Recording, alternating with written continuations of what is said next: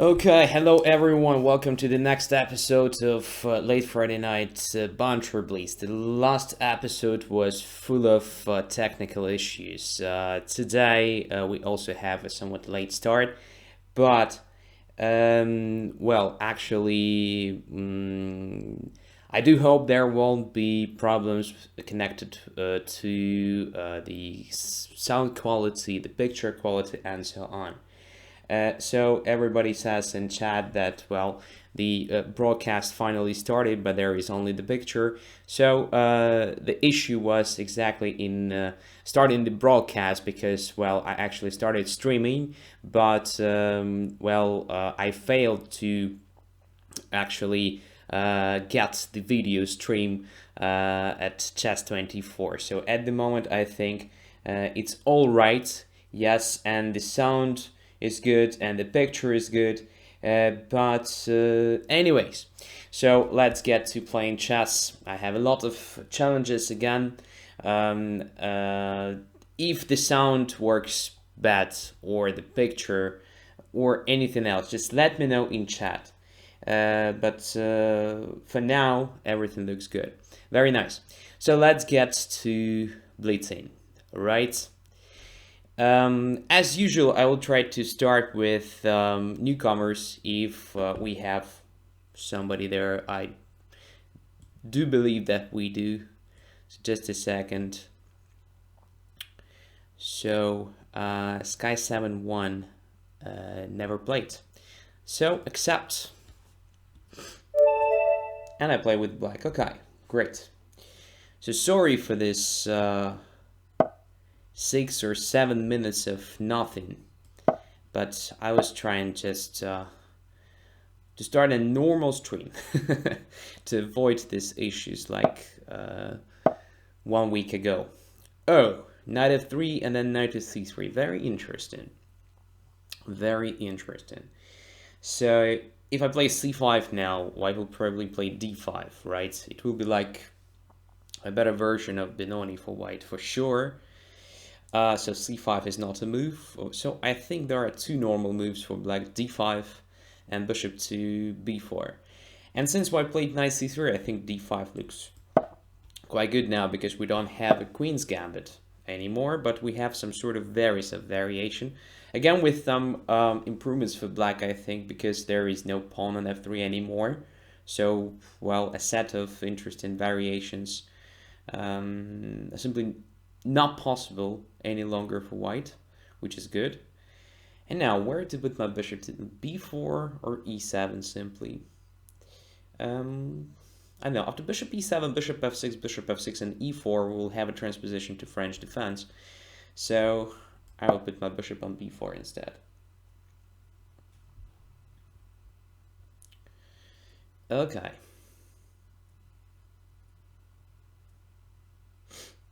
At some point I will probably capture on c3 even, a bishop f6 immediately.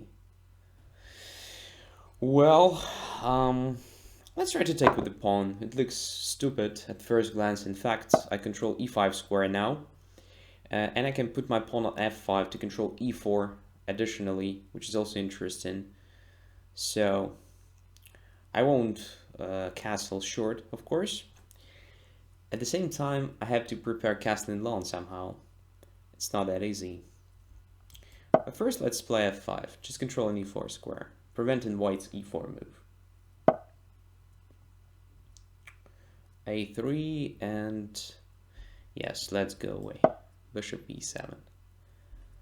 If white will castle long, and I think white will do that, a3 will be kind of hook for me, so at some point b5, b4, something like that might be interesting. Okay, h4, let's keep developing the pieces. g3, I think knight belongs to f6 to get to e4. At the same time, it's interesting for me to try c5 here since, well, I just have a lot of pawns here in the center, right? Why not to grab the space? And now let's say a6, preparing b5 and preventing white's bishop b5 or something. So now look, if white castles long, then I just play b5, b4, and so on. Okay, bishop to d3, maybe c4.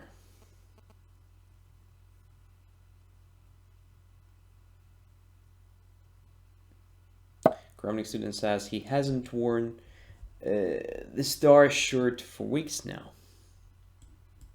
Yeah, that is true. I prefer the t-shirt with John Lennon. b3.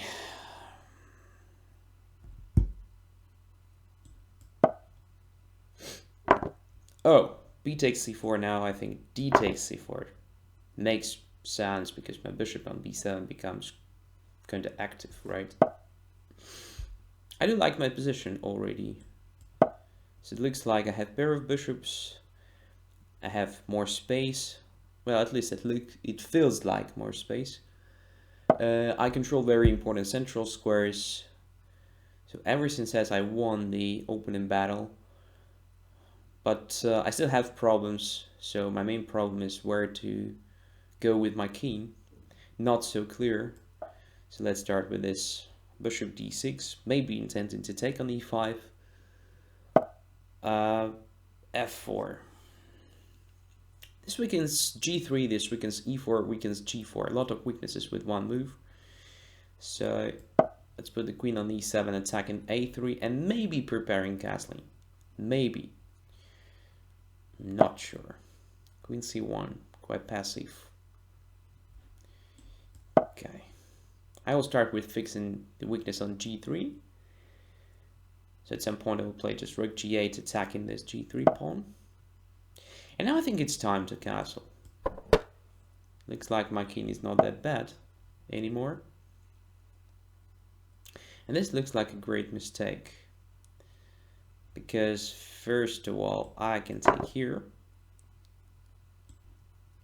Probably bishop b7 is kind of forced. Otherwise I just take the bishop on f3. Now there should be something decisive, I think, after queen f3. At the very least, my queen looks just a monster here. Looks like a monster here, okay? So, knight e2, two very tempting continuations. The one is knight e4, creating sort of knight c3. Another one is just knight g4, attacking e3. I think knight g4 looks better because I can't see the way for white to prevent knight takes e3 next move, so should be winning.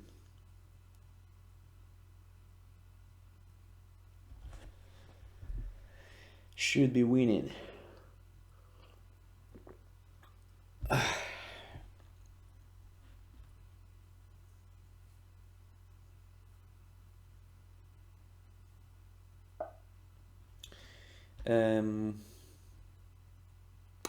Wow, interesting possibility for me. So after rook e1, we can see the king is constrained almost completely. So I can start with c3 move, I think, controlling d2, but probably it's not necessary. Knight f2, king d2, knight e4, king d1, knight c3, king d2 looks like just dancing around without big achievements. I don't know, let's take the pawn. Come on. It can't be bad. It is a pawn after all. What about c3 now? Looks very promising.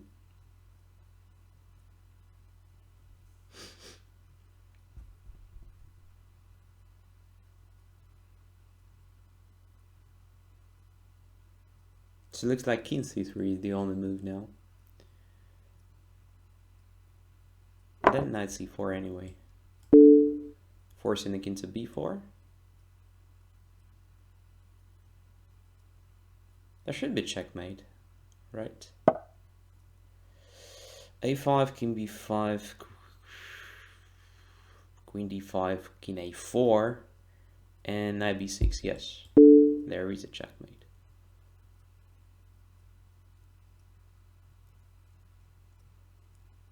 Yeah, very nice start of today's show. Unless I missed something, but looks like it is just a checkmate. Yeah, next move. That's it. Good. Okay, so what what was wrong with white's approach here? In my opinion, well, if white wants to play very safe, it's better to do that without the knight on f3, first of all, because it just gives you more opportunities. Because in many cases, you have just like f3, e4 resource. For instance, if you start with the knight c3 here, then d5, then bishop g5, so the same actually, but then you have this f3, and then in many cases e4, right? When the knight is already on f3, you don't have this plan. But it is still playable, I think. The other question that it is absolutely not dangerous, in my opinion. Very interesting moment here. So I think that bishop f6 is another mistake. So no one forced you to give up your bishop, first of all. Another moment is that I played bishop b4. It doesn't actually mean I want to take on c3 just immediately. Maybe I wanted just to control e4 square. So to fight for this e4 square, maybe it was interesting just to play a3, because if I take on c3, okay, you take. And now you keep your bishop on the board, which means that you still have chances to play e4 at some point. You have pair of bishops already, so maybe you will play this e4, even sacrificing the pawn. Maybe you'll play c4. But the point is that there is a fight around e4 square, so a3 just helped you to perform better within this fight. That's my opinion. So bishop f6 is another mistake.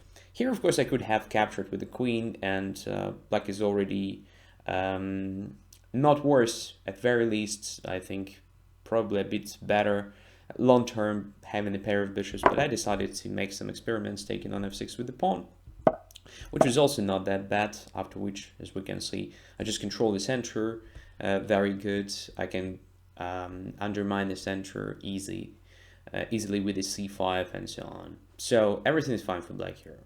Yep. Okay, let us continue. Who's next? The guy who never played. That is my focus. So, Prison Mike we already played, but once. Player number 5 from Singapore. Accept.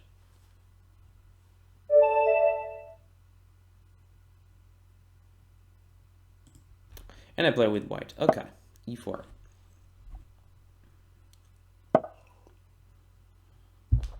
c5. Knight f3. So Sicilian and the Sicilian with the e6. All right. Knight takes d4. Knight f6, knight c3. So bishop b4. Yes, bishop b4. Okay, it is a tricky line. Knight e5. So bishop d2 now. Knight takes c3, the theoretic move. And then bishop goes back to e7, as far as I remember. Now queen goes to g4, attacking. g7, which became vulnerable after bishop went away from f8 square. g6. Yes, that is how it is played. Well, not really. Actually, black castles here, sacrificing the exchange. But maybe that is also playable. Let's see. h4. Queen c7, attacking e5.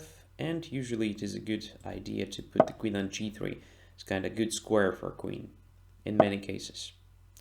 a6 preventing knight b5 followed by knight d6, but at the same time giving me a chance to play h5. This looks very dubious for black already, to be honest.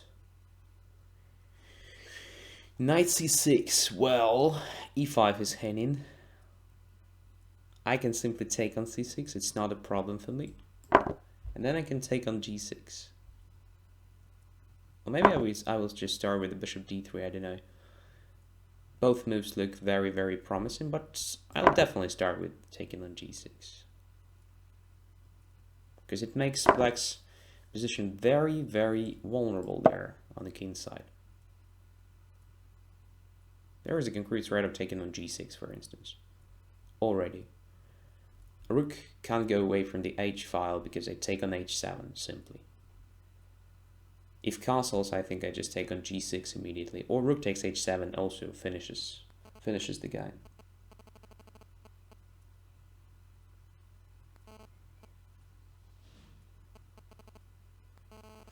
So, what black will do to protect these weaknesses on the king side? I'm not sure. As I said, my position already looks very, very good.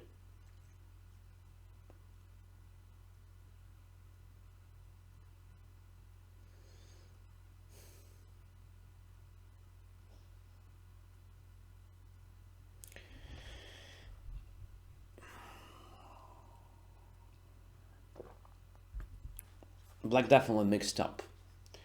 So, well, g6 is a playable move, of course, but the next sequence was absolutely wrong. So once white plays h4, it is necessary to play h5, of course, preventing h5. Because if white manages to play h5 here, the attack has been developed almost automatically.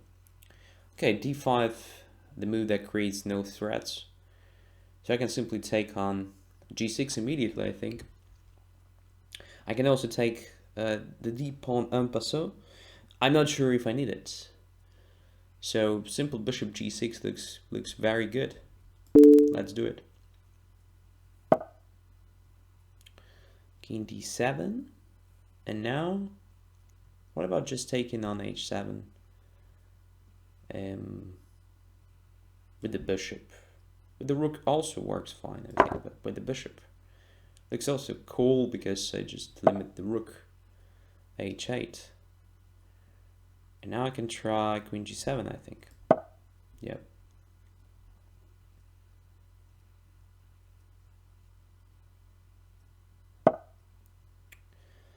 Bishop b7 and bishop g5 now. Rook goes to e8. So somehow black is not losing immediately. Okay, so I have to be careful because my bishop h7 is somewhat pinned. My rook on h1 is hidden, that is the reason.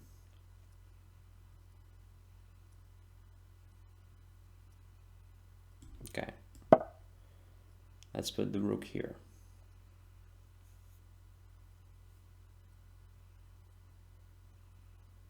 Where it is not attacked. And where it is protected. So now my bishop h7 can maneuver if necessary.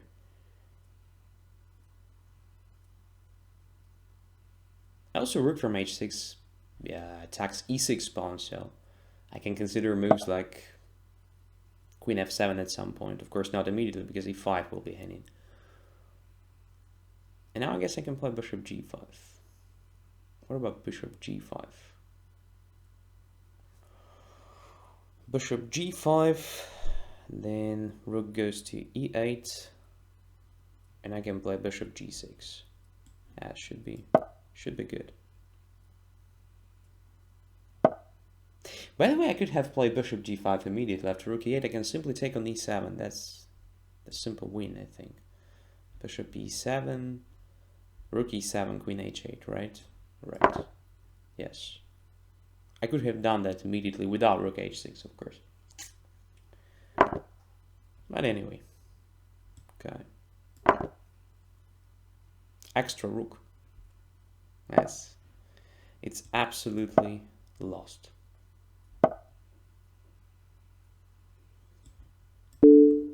Check, check. One more check on b1. Next move. Oh, king b5. I expected, of course, king b6, but okay. Rook b1 against king b5 is also not that bad. So, that is not how it is played. So, knight c3, b3, bishop e7, queen g4.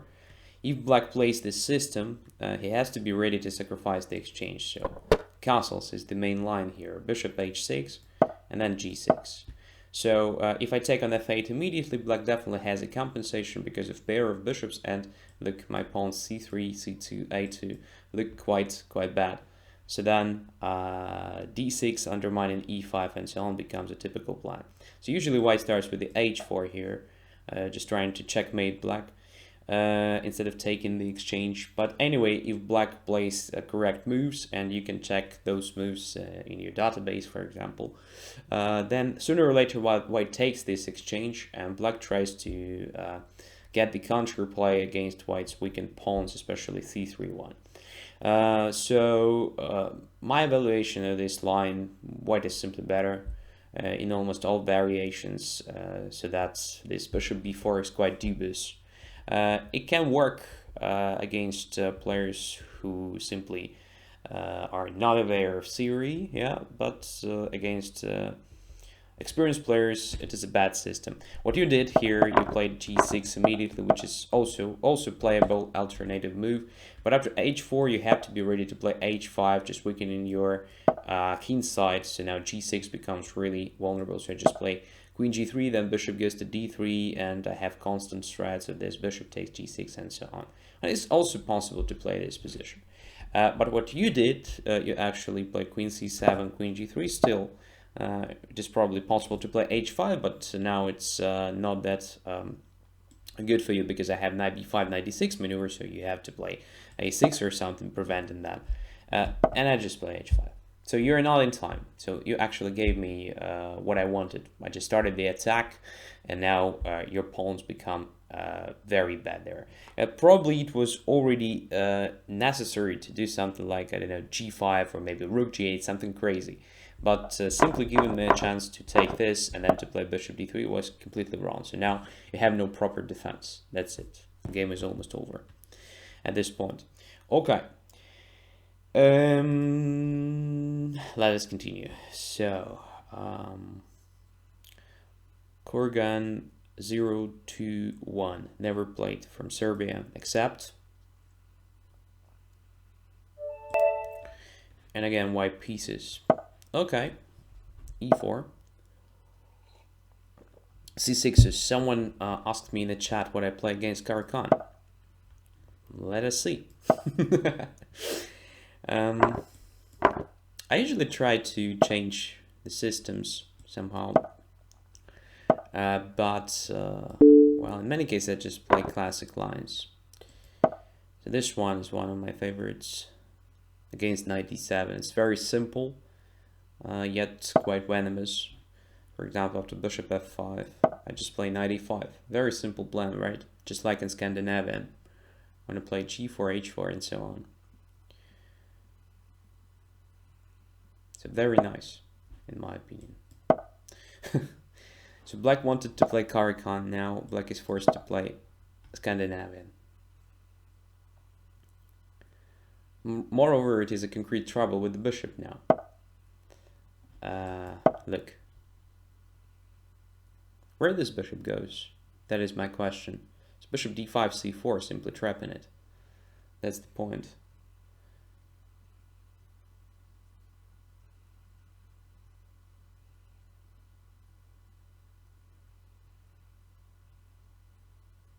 I'm not sure that black can save the bishop anymore.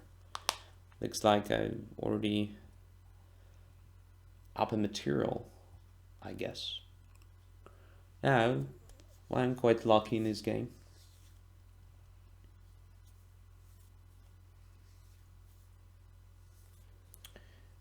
Kramnik student says Anand Latier 1997. So I have a feeling that you make this comment not for the first time. But it's not Anand Latia, of course, because yeah, it's a different opening, different line, but yeah, ideas are quite similar. You're right. So queen d5, if I take on e4, then queen e4 check and takes my rook h1, but I think that I can just play bishop c4 now, attacking the queen first. And if bishop f3, I take with the queen, and yes, I'm up in material. It is the one method. Another method is just to play queen e2 now, and I should be also up in material. I don't know, bishop c4 looks just a normal development move, right? Yeah. And the best black can achieve here is sort of minor piece for 2 pawns, which is of course not enough. And black probably goes exactly for this line, but I have pair of bishops, come on, it's absolutely winning. absolutely winning position. Okay, how to develop my pieces? Bishop f4, I think, looks absolutely obvious decision. Preventing black's bishop d6, controlling e5, preparing knight e5, probably something like that.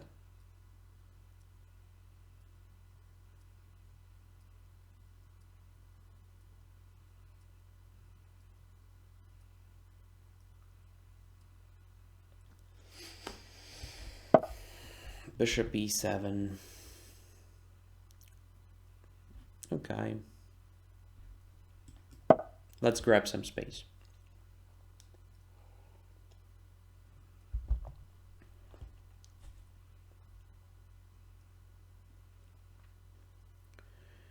Then I will probably do king e2, rook g1, and so on. There are a lot of good moves, of course, when you have an extra minor piece. So.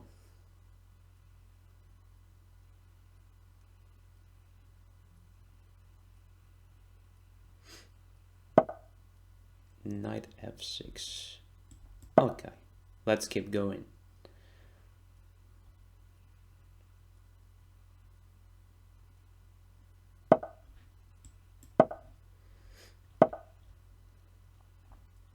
Can I play knight g5 here? Interesting. Just attacking h7. Knight g4, knight take h7, takes h7, knight takes e5, d5. Yeah, everything is fine there. Let's try.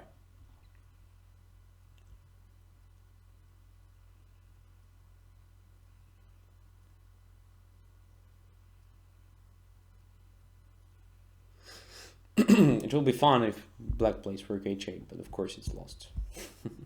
Just on the spot after attacking the knight f6, because it will be hanging, it will be pinned at the same time. So, yeah.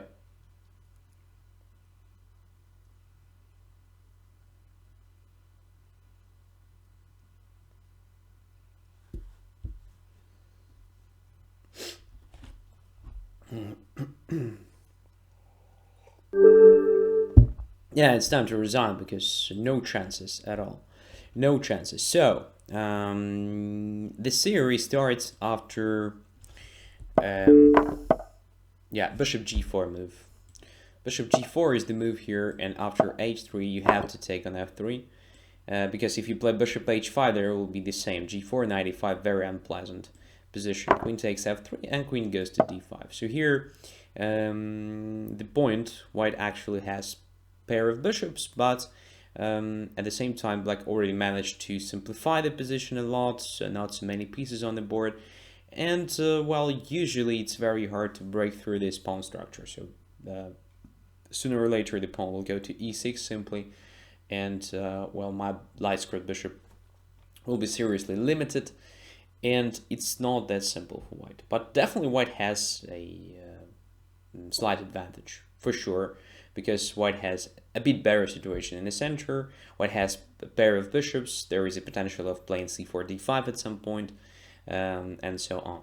Yeah, but that is, by the way, one of the easiest way to react to knight d7 variation, which is very complicated one. This makes it very simple. By the way, you can find out that this variation with knight takes f6 and c3 was played several times between Kasparov and Karpov in their world championship matches. All the games ended in a draw, but well, Kasparov achieved quite good positions. I like this variation. Okay, I think I partly answered the question what I play against Karakan. Okay. Okay. Let's go further. Let's go further.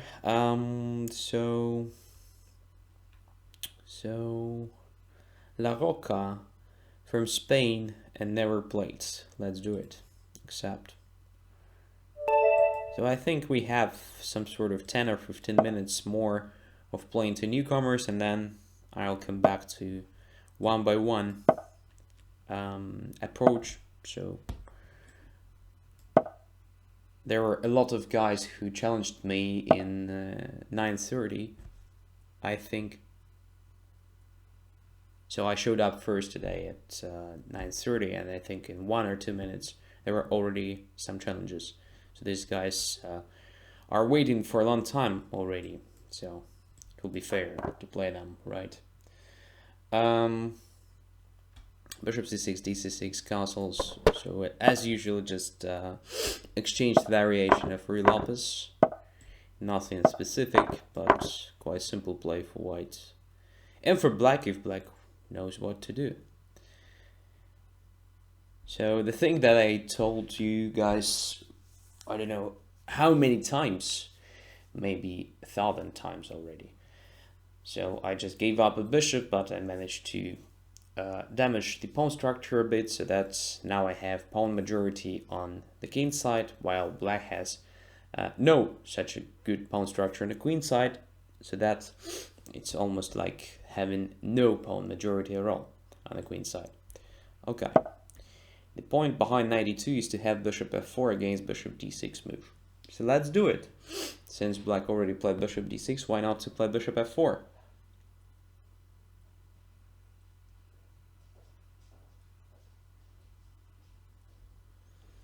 And Kramnik Student says, I was the first challenger, I guess. No, you were the second.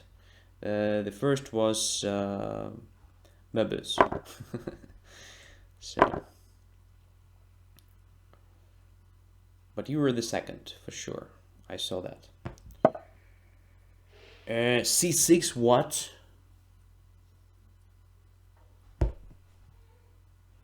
No, I understand the idea to cover d5 square, of course, and to limit my knight a bit, but I've never seen this before, because this really weakens a lot. Like d6, b6. Is it really playable? Well, I'm not sure at all. For example, if I play knight c3 with the simple idea of knight a4, this actually forces black to play something like b5, which weakens position even more. Then I play, let's say, knight to d3, then c4, then my knight goes to c5. And I already have a threat of, like, knight c5 move. Well, do I have better routes? Well, after knight c3 and b5, I can start with the rook d6. Looks already very good, so let's just play knight c3 and see what is going on.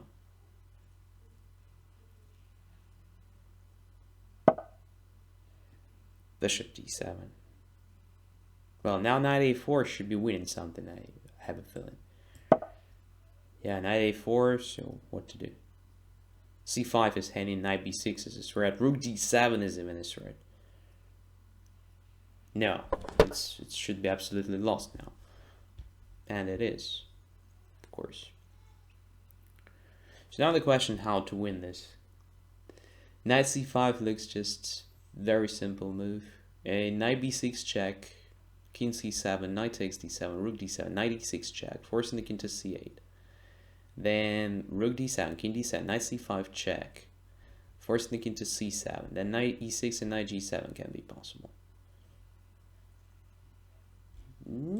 Yeah, let's do this, because it simply gives me a chance to collect a lot of pawns within the time at the same time. I mean, yeah, gaining tempi, like this. Takes, rook d7 is forced, knight e6 check, king c8 is forced, takes d7, king d7 is forced, knight c5 check, king c7 or king c8.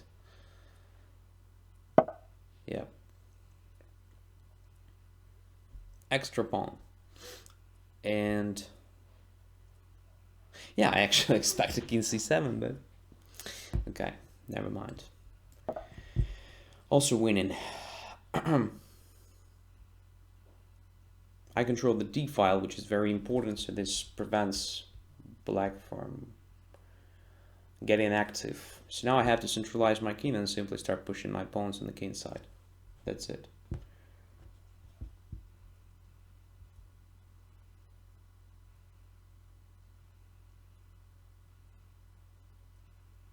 By the way, I forgot to check if all the challenges were made by premium members.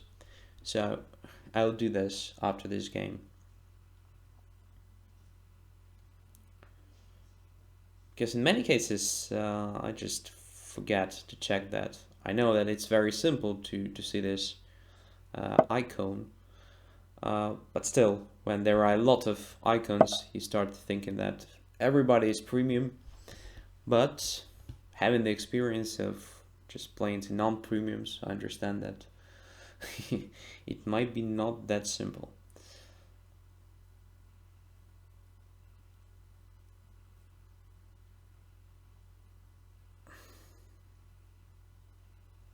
Black can't even play rook d8 here. Well, yes. Black can if he wants, but this drops more material. So let's take the one from this flank now. Knight c5 attacking a6.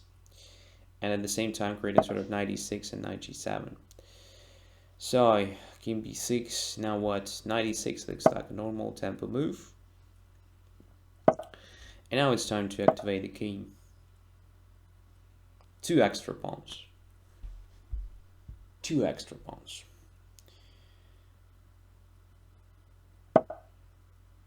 h5, king e3.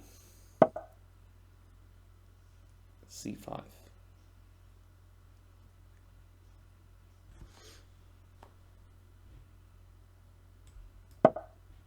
Let's just play c4.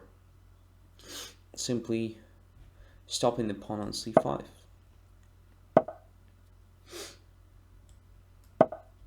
Because it is also a potential weakness.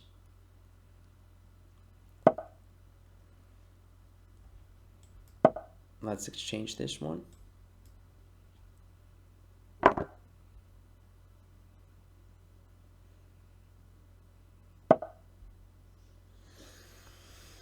Okay, I think it's time for knight e5 move.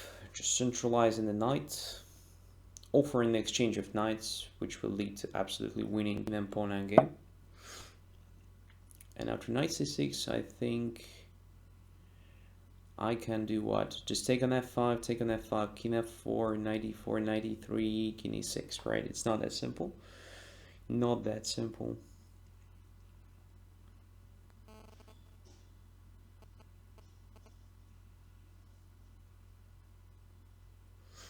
Okay, maybe just to play a3, b4, but black will have a5. Okay. It's not that simple, but should be winning anyway.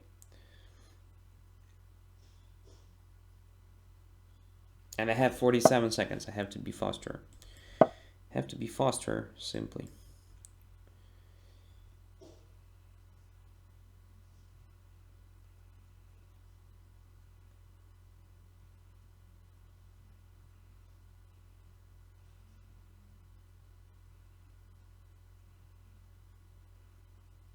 So, with this move I just create my first passed pawn, which will deflect the attention of the king mainly. And yeah, after this move I think I will simply promote the pawn, because now my king is on f6. Yeah, there was an enormous help. So making 2 checks for nothing, but making my king get into f6. Yeah. Now it's lost. Absolutely. Even without the knights, he was winning. But with the knight, it's easier. Okay, so a lot of mistakes, The first one was, of course, c6 move. Come on. It's a very bad move. So bishop d6, bishop d7, followed by castling is a good idea. It's even better not to play bishop d6 that early. So bishop d7 first, then castles. And then at some point bishop d6. Because if I play bishop f4 immediately, when the bishop is still on f8, it's like just a move attacking c7. After castling, a bishop on f4 is placed not that great anyway. So basic idea behind playing the knight e2 is to have a chance to exchange one of black's bishops, right? Because the compensation for this bad pawn structure on the queen side for black is actually the pair of bishops, right? And if white manages to exchange one of them, it's like, yeah, making this compensation not that great anymore. Yeah, and bishop d6 giving them a chance to take their was exactly that. So actually helping me to make this compensation not that cool. Bishop f4, bishop f4, knight f4, but c6, no. Absolutely wrong. So now knight c3, so simple play. Knight a4 is a threat. If you play b5, preventing that, I have a chance to play rook d6. Looks quite devastating already. Another rook goes to d1. I have an advantage in development, very strong one. So many different weaknesses to attack. Another interesting idea just to play knight e3, let's say, forcing c4. Then knight goes to c5, preventing bishop d7. So that's simply limiting the bishop. Quite strong limitation, to be honest. Rook d6 is now a great threat, just grabbing c6 or prepare another rook to d1, controlling everything in a position. If bishop g4, then f3. If king e7, this grabs the square from the own knight. So yeah, position is simply bad for black after that.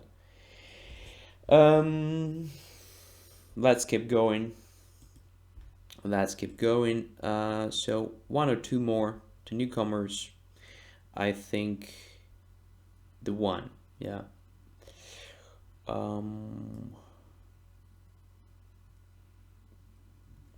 So the guy is not in line. Smux 2006 from United Kingdom. Never played right, except. Oops, my board went away. Oh, 3 minutes. Come on, so it will be shorter. It will be shorter a bit. Maybe not a bad idea. Okay, knight c6. In this game, I have to be very focused on what is going on the boards, because the time is usually my big problem here.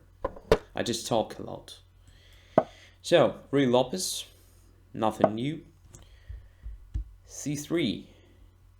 That is something new, because usually white plays rook e1. But, well, I can take on e4, I mean. Let's try it. Let's just take on e4. Why not? Rook e1, and now knight c5 looks very promising. But it might be not that great.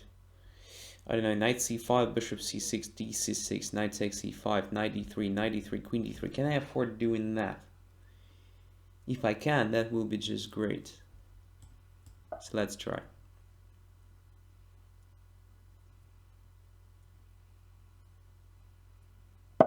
Oh, really? Now I have extra material, simply for, I guess, nothing. Yeah, let's play d6. If d4, then knight goes to d7. Not even d4. Okay. If knight e6, then d5. That's obvious. So knight goes to d7 to protect e5. My sweet extra pawn.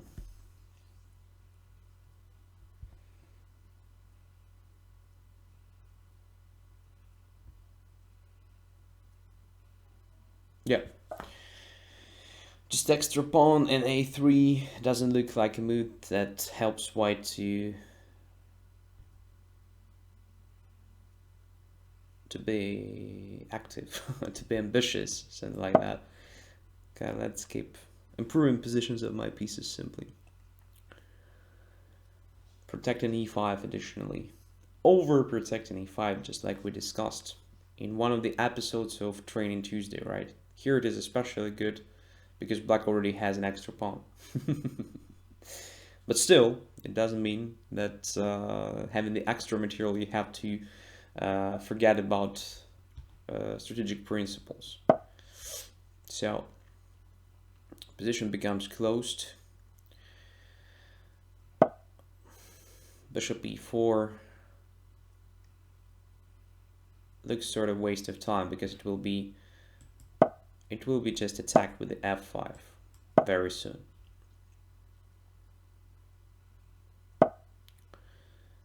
Bishop e3, let's play f5.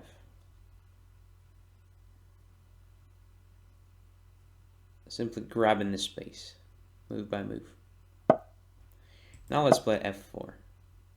making this bishop passive for the rest of his life, I think. Let's put the knight here. Of course, I could have played this differently, but I have an extra pawn, so I think it is quite a pleasant version of King's Indian pawn structure. H3. Oh no, A4 was played. No, I can't believe it. Now white has no counterplay on the queen side.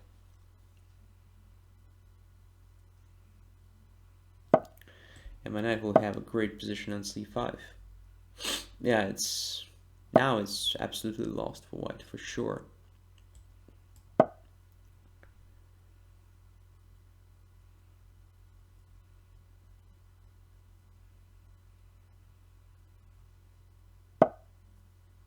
Rook b1. Okay.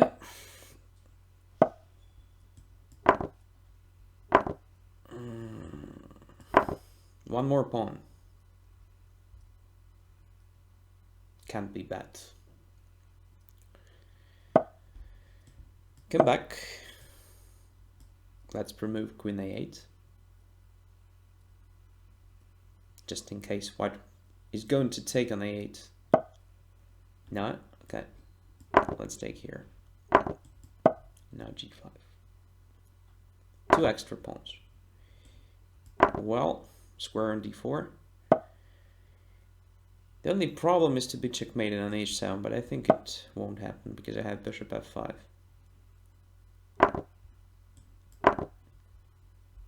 Moreover, queen h7 is not a checkmate. Yes? Yes. Anyway, it might have been dangerous. Grab the queen. It's not serious. It's not serious anymore. Come on. I have so many time.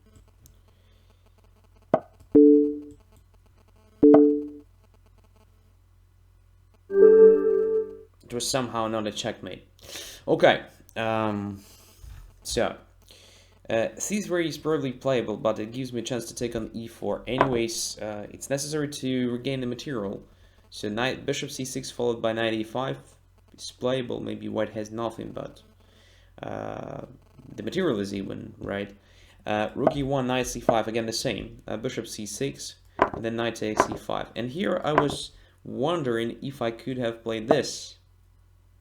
Knight d3, that's very interesting, because at least my bishop on e7 and king on e8 against the rook e1, but probably it's not that bad for black. So, for example, knight takes, queen takes, I'm just blockading g2 pawn, that is very important here, leaving the bishop on c1 quite passive. So if I can keep my queen on d3, it will be just very nice. But I think that white can do something like rook e3 immediately, kicking my queen away. So probably it's not that cool for black. I mean, it's still alright, so I can play queen d6, then bishop e6, or maybe I can put my queen here on g6. And then bishop to e6, covering the e file, maybe castling long. Yeah, this will be nice. I simply have pair of bishops, position is more or less open. White has the weakness of light squares, so everything is just a guy. Everything is just a guy here. Okay, anyways, now let's get to very first challengers. So Johann Wilhelm Möbius, except it's gonna be a cruel fight, because each and every game against Möbius is something. Let's do it.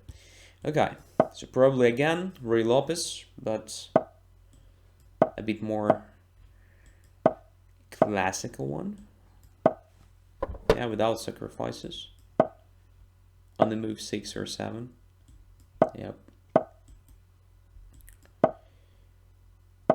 Castles. H3 and H6. Smyslov system. Rook e8, bishop f8. That's why I played h6 to control g5. Knight e2, bishop f8.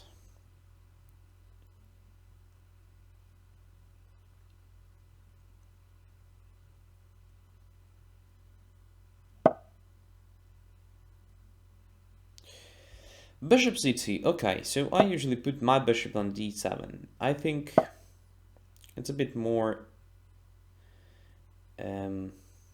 flexible position if compared to b7, because from here the bishop controls both sides.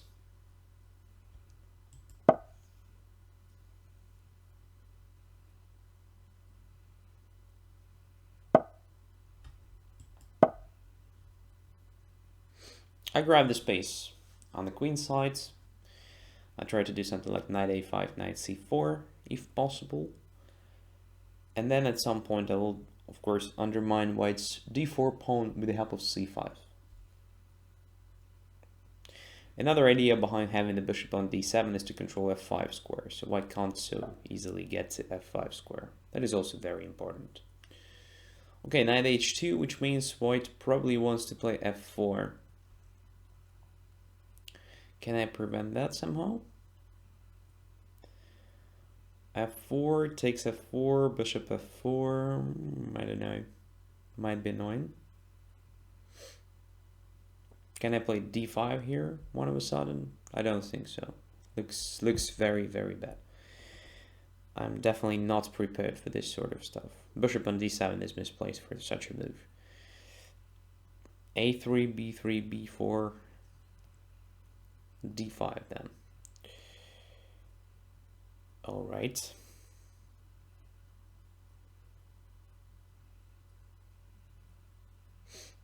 What about just playing knight a5 and if f4, simply knight c4? Let's try it. That's interesting. Just ignoring white's plan. Because it looks like I have a lot of defenders of the e5 pawn, e5 square. And as we know, it is a key square in real office. Because if e5 goes away somewhere, this bishop on c2, which is at the moment not that active, becomes extremely active all of a sudden. Okay, b3, let's take it to have a file for counterplay, and c5, undermining d4.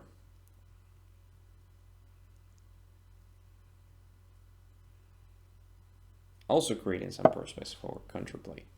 And d5. All right. So here, definitely white will play f4 at some point. How to prepare for this move normally? It is to have the bishop on g7 there somewhere, I guess.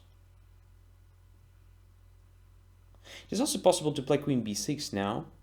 This stops f4 for sure.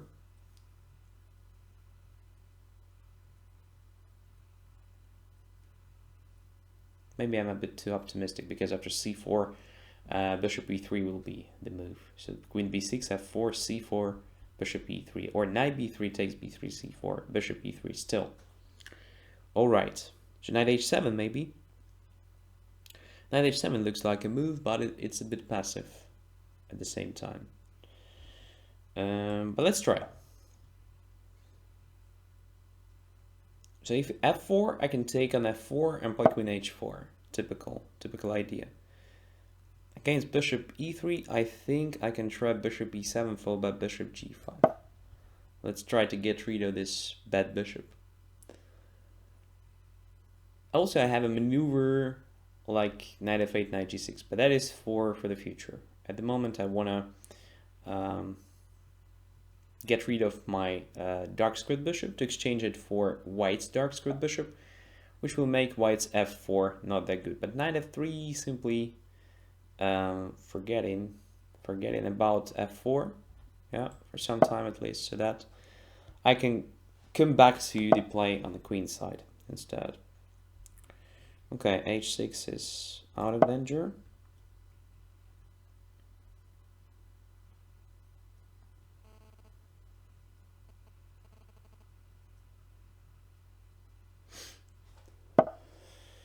Knight h5. Wow.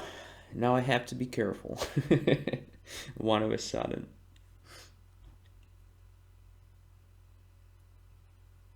Well, I think bishop h6 is still nothing, so it takes h6, queen h6, bishop comes back to f8. No, I can't believe there is something serious. So yeah, let's keep playing. Knight g7, king g7, bishop h6 again, king simply goes away. No, it can't be good for white.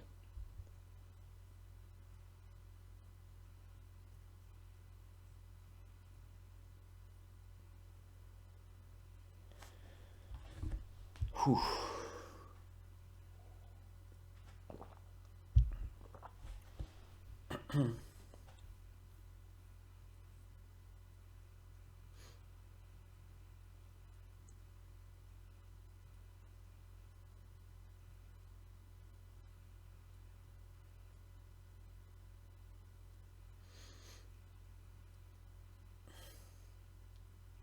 So I think b4 should be played.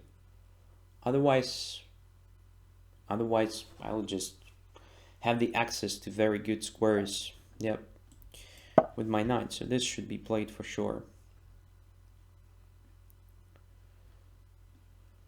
And now I take here first, and then c3 is hanging.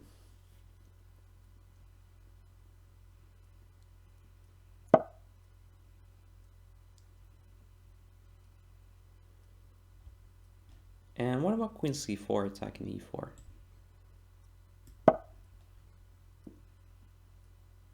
And it works even here. I mean, it is a typical trick, but usually white has the knight on f6 and white's knight is on g3.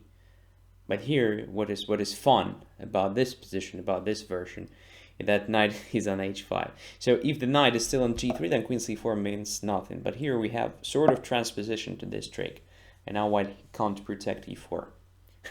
Nice. Yeah, very nice. Very nice. That is how the knowledge works. I actually knew this pattern. Yeah. And I managed to achieve it from a different line, from a different position, from a different order of moves in the opening. That's what you should do. That is how you should work on your openings. So you don't have to memorize sequences of moves. You have to memorize patterns. You have to memorize ideas. You have to understand what you do. You have to understand, typical plans and so on. Okay. Bishop takes h6. Well, I think I can simply take on h6. There is nothing wrong with that. But I would prefer just, this simple move instead.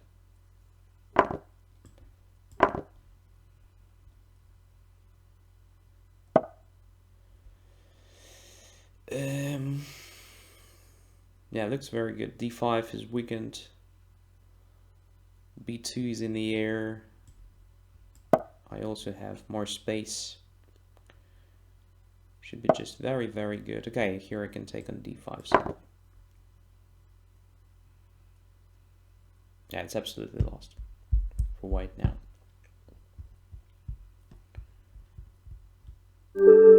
Yep.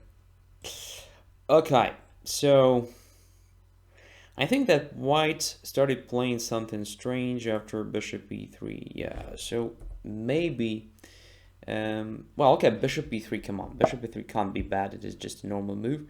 In my opinion, it is better to try another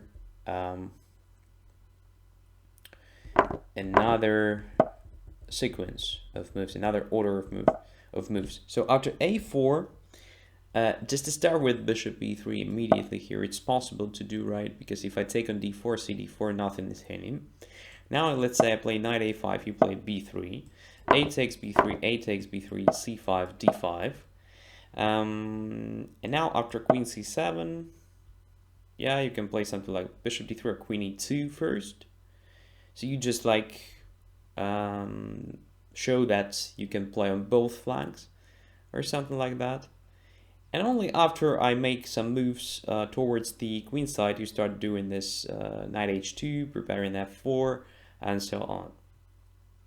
That is, I think, a bit better because, as you can see here, when you played knight h2, it was too obvious that you prepare f4. So that's I was quite good prepared for this. So knight h2, knight a5. Well, maybe here, just instead of playing b3, it was interesting to play f4 anyway. Since I don't have this queen h4 trick, right, you can afford playing this move. So I wanted to try something like this, just, yeah, keeping the pressure to try this type of position. But maybe it's very good for white. I mean, it's possible to grab the space after f5. So I don't know. Maybe it's just all right for white. I'm not sure, but yeah, just a recommendation.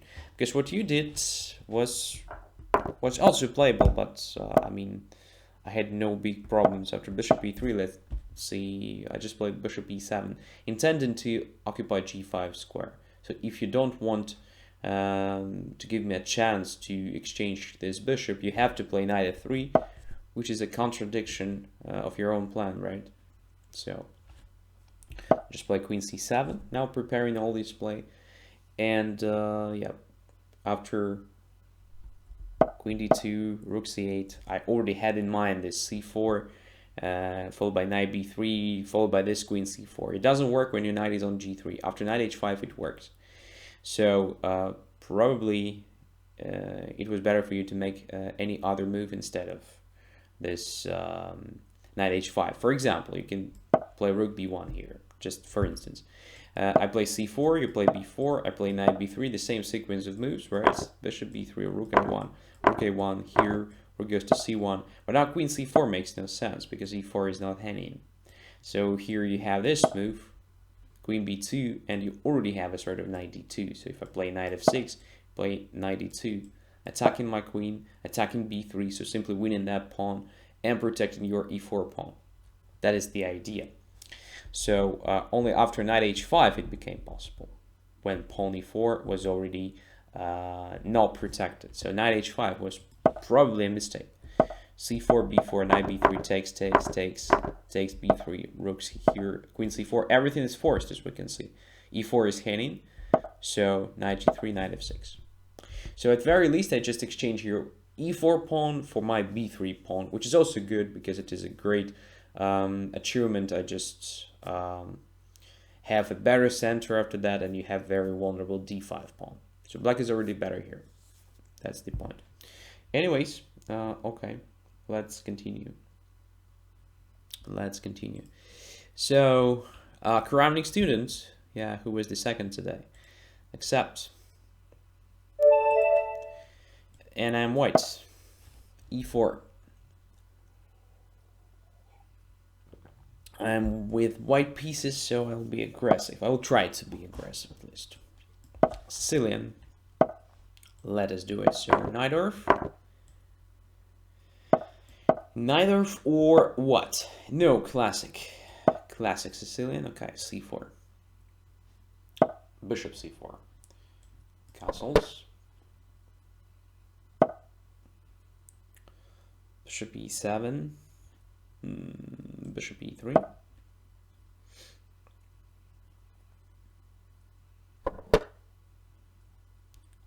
king h1. So I do believe black will play a6, and we will have a transposition to the normal, well, normal for me, I mean, bishop c4 against Najdorf.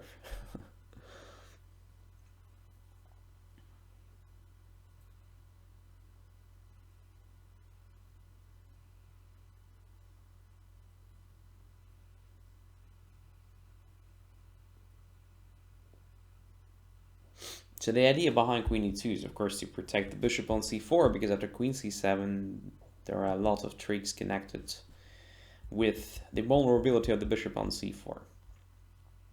My basic idea here is just to complete development, to occupy d1 square with the rook, to control everything more or less in the center, and then just to play f4, f5. A typical idea when you have the bishop on diagonal a2, g8. To exert pressure on e6 to force black to play e5, and then d5 will be weakened square. Knight b4. Okay, this move simply prepares d5. So should I play bishop b3 here? Bishop b3, d5, ed5, knight e5, knight e5. So anyway, there will be an isolated pawn, I think. So yeah, bishop b3 is completely playable.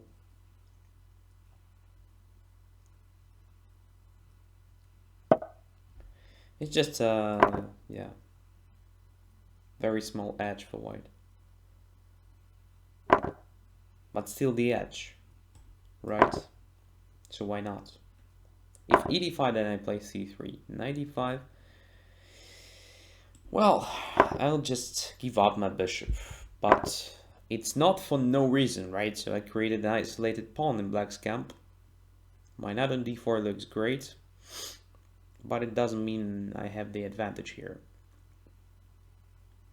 I think position is more or less leveled, more or less balanced.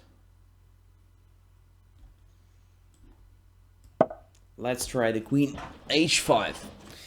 So queen is placed not that bad here, I think. Attacking d5, exerting some pressure on h7, controlling f5 square. Not the typical way of placing the queen against isolated pawn, but since black no longer has knights, yeah, and knight f6 is not a threat, I think position of the queen on h5 is quite annoying for black. But usually, of course, I prefer putting it on f3 somewhere, because from there the queen also controls f4 square, so in many cases prepares bishop f4, and so on. So different ideas behind queen f3, of course. But on h5, let's say the queen protects h2, so that's when black plays bishop d6 or something, I don't have to make a decision on which pawn to push, h3 or g3, because every pawn push just weakens something. Okay, rook d8.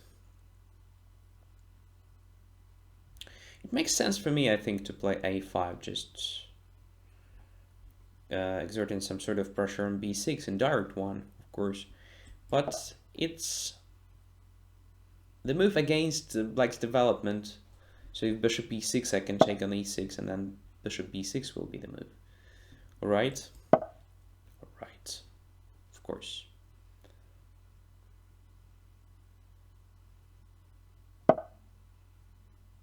Queen e5. Might be not that bad idea, to be honest. But we get closer to the endgame stage, which is probably good sign for me, because usually in the endgame stage the isolated pawn becomes more vulnerable, but maybe it's not that situation, because here I don't have light squared bishop, and this means I will have some problems, of course, with light squares. But right now I like my position.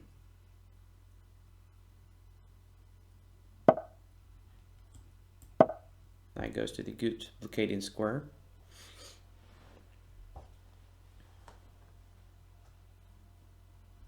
Comes back to the good blockading square because it was already here.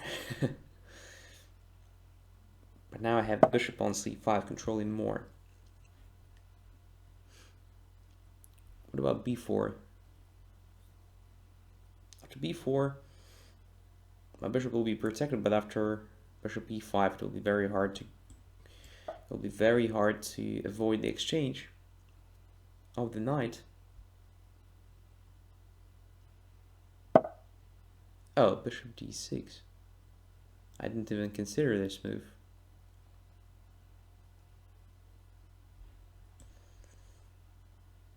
Okay, I more or less have to. No?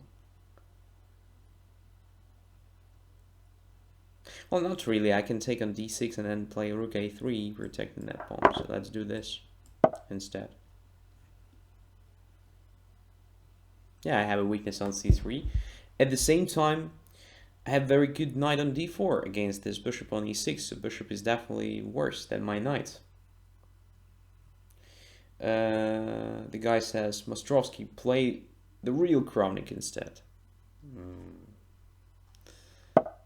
I still have to train a lot and to win a lot and to improve enormously before I'll even think of playing the real Kramnik. There is no chance to play him, I mean. Okay. It's time to centralize my king.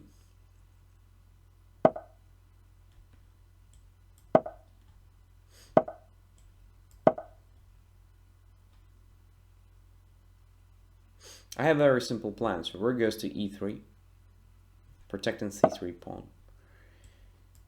Then king goes through e1 to d2.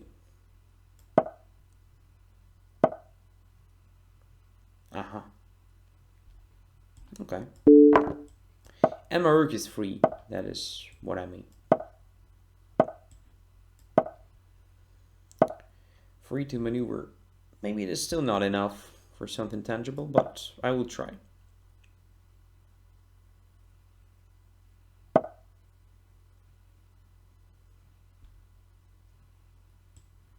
Oops, I wanted to play rook h3, just imagine.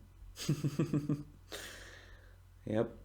Okay, how can I improve my position? I can put the knight on c5, but it's too early. Let's start with this. Let us expand a bit, maybe. Aha, this creates this weakness, rook g3.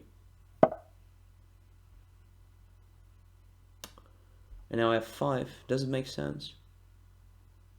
f5, g5, rook goes back to e3. Yeah, it definitely looks good. I have more space after that. Oh.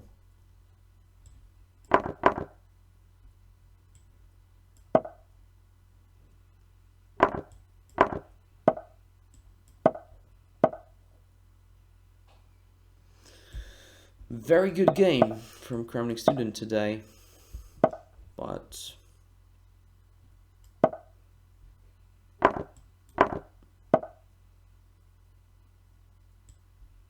what?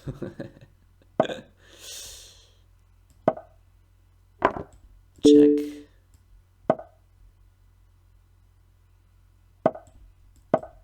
Will I be in time or not? Oh.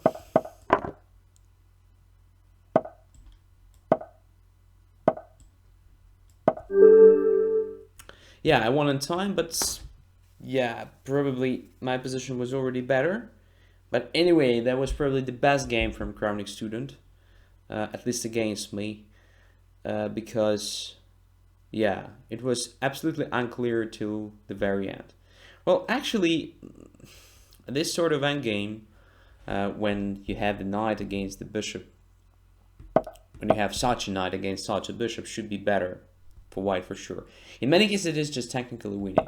So for example, after b6, I made a serious mistake. I started maneuvering my knight too early, so it was much better to take here on b6 and only then to get somewhere to attack d5. But since black has only one serious weakness here, it is d5 pawn, it's probably not that big problem to protect it. So maybe this position is drawish, maybe. But only psychologically it was just much easier to play it with white, because black simply has no counterplay. White can maneuver his knight anywhere he wants. And also I had just much more experience playing this sort of endgames. That's why I was a bit faster and a bit better. But anyway, congratulations, Kramnik Students. It was just a great game, so you played very nice. As for the opening stage, well, I can't tell you how to play this better with black from the very start, but I do believe that it was better for you to avoid the exchange of queens. I guess, well, this is one of possible ways to play this. After queen h5, I think immediate bishop e6 was better. Simply completing a development And then rook c8, rook d8, bishop f6, something like that. Yeah, so yes, you have an isolated pawn, but it's not the end of the world. And knight takes c6, f takes c6 simply improves your pawns. So I guess, yeah, it's completely playable. After rook d8 and a5, as we can see, it's no longer that simple for you to play bishop e6 because I simply take that bishop. And then bishop goes to b6. That's the problem for you. And after bishop f6, c3, queen e5. Okay, that was more or less okay for me. Yeah, here I missed an interesting opportunity just to play f4. What I didn't want to give black a chance to take on d4. After that, the pattern of opposing color bishops led to, I think, maybe not simple but quite probable draw. So yeah, maybe I should have played this knight f3 if I wanted to keep fighting. Bishop c5, bishop here, here, and yeah, bishop e5 was interesting. If you wanted to equalize, I think bishop e5 was a great way, because one of a sudden my knight can't go away somewhere to be able to protect c3. Well, except for knight e2, but this looks very ugly. I'm sure that it's not a move. You can then play bishop f5, let's say, and then bishop d3. I'm not sure who's better. So in this case, I would have probably played something like f4, maybe. I'm not sure what exactly. Maybe rook to e1, but you can take on d4. Yes, you're passive, but yeah, the bishops of opposing color look like, yeah, give you great chances to make a draw. If you wanted to make a draw, of course. Bishop d6 was also not that bad, but as you can see, I don't lose the pawn, c3, which means I have very good pattern again. Great knight against the bishop, which is bad, which is passive. Yeah, so I'm slightly better still. Anyways, very good game. Duke Crusher, accept. And I'm playing with black.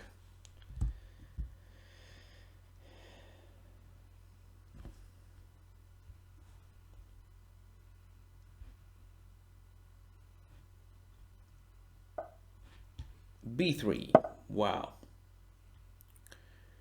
e5, knight c6, protecting e5. e3, knight f6, simply developing the pieces. And e4.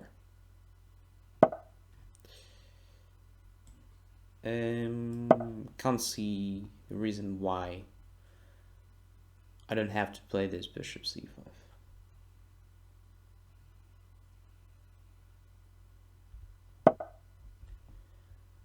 Oh, d3.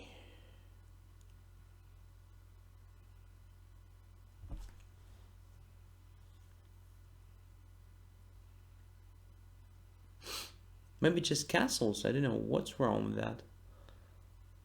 that. D takes e4 probably. This might be not that simple. What about just taking on d4 with the bishop? Bishop d4, e d4, d5, let's say. That bishop on b2 is somewhat stupid, but maybe it's not for a long time. D takes e4 is coming, so yeah, it will be not a big problem. If I play d5 now, knight c6, b6, d takes e4 might be the problem for me. Okay, if I take on d3 simply, then bishop takes d3. I just solved the problem of the development for white. It's not great. It's not great.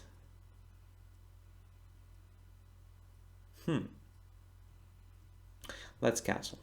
Come on. Let's see what white wants to do.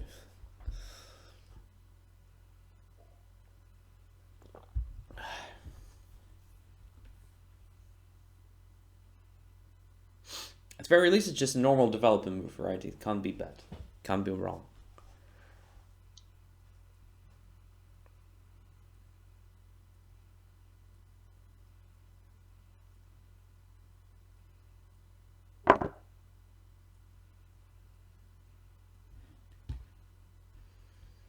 Okay, and if I take with a knight on e4, queen g4 or knight f5, knight f5, oh my goodness, it might be really annoying.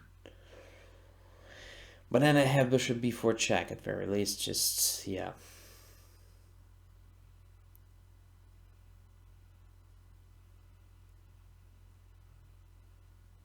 Okay, let's try it. No. I have to be sure that knight f5 is nothing. Because it might be a catastrophe, simply. Knight e4, knight f5. I can even try queen g5, I guess. Yeah, that might be interesting. Okay, let's take here. If queen g4, then d5. Or just knight f6 back. Yeah, knight f6 back is safe track. Bishop takes d4 is also a good move after queen g4. Just, yeah, preventing all the things like, yeah, knight f5 or something. Okay, bishop d3.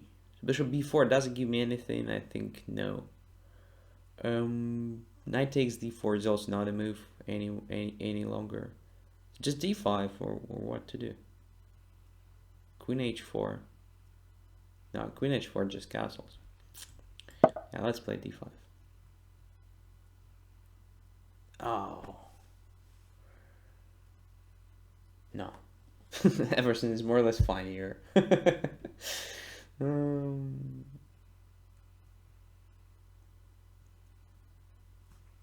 Yeah. It makes sense to learn the theory of this b3 better. Because every time it's sort of, yeah, not a surprise, but something that makes me feel a bit embarrassed. Because I don't know the concrete way of reacting to this b3, and yeah. When you play a normal tournament game, of course, you have a lot of time to think. But when you play a blitz game, well, you can't afford it. Okay, now I think it's time for me just to grab this knight on d4.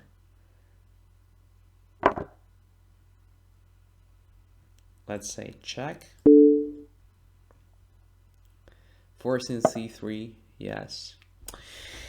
And now, knight f6 attacking the queen, then rook e8 check looks very promising. So, should I try that? Yeah, let's do it.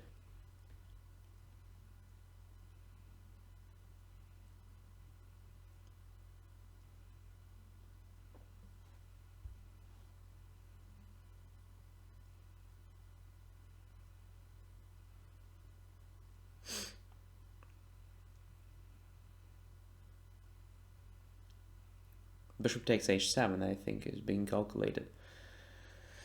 Well, I can't believe it is a good idea. I can take with the knight on h7 at the very least, and then if white takes on b4, I still have this annoying check along the e file.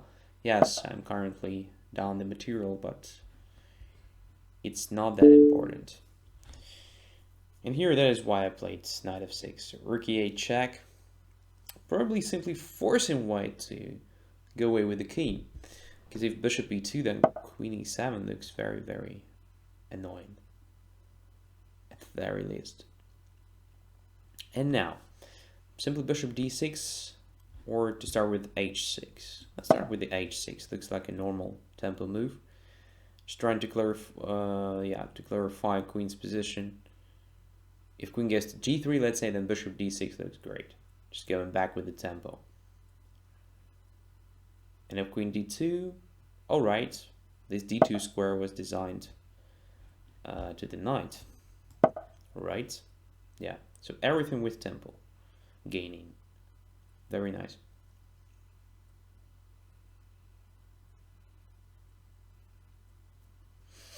Now I like my position. Black should be better. Black should be better, 100%.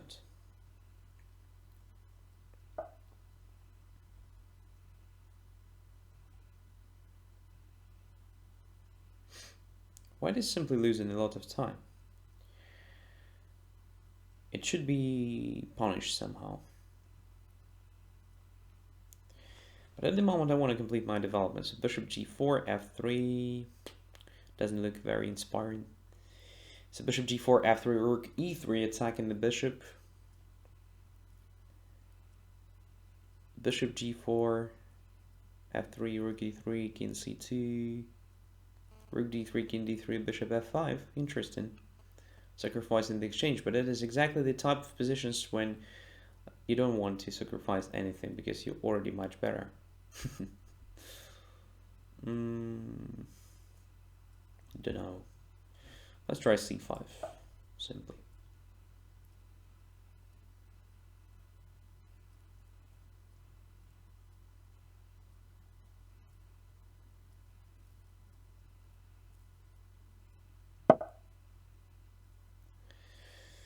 Knight to d2.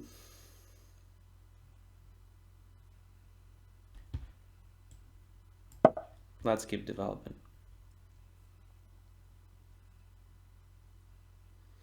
Yeah, the guys say that 94 was winning. Yeah, probably.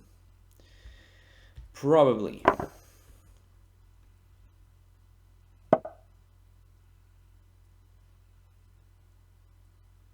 But I wanted more.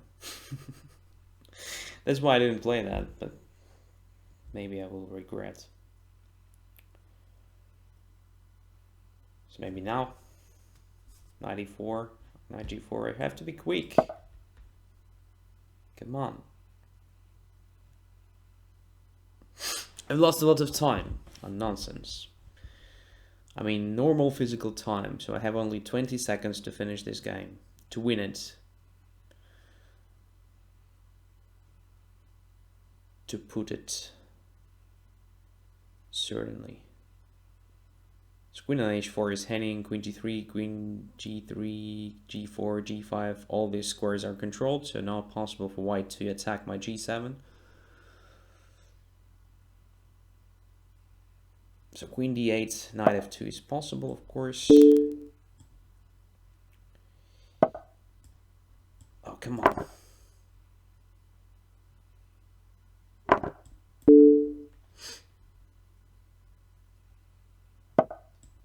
Oops. Let's open it.